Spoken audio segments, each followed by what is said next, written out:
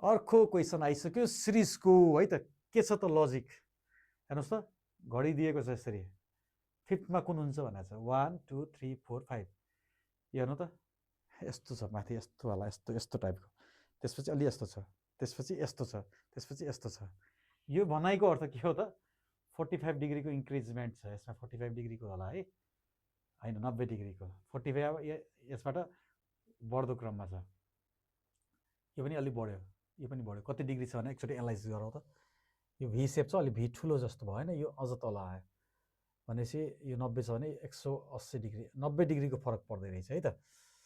ल 90 डिग्री यस्तो हुँदै जाँदैछ भने यो यो यो यो अब अलिक कम मलाई यो होला है त।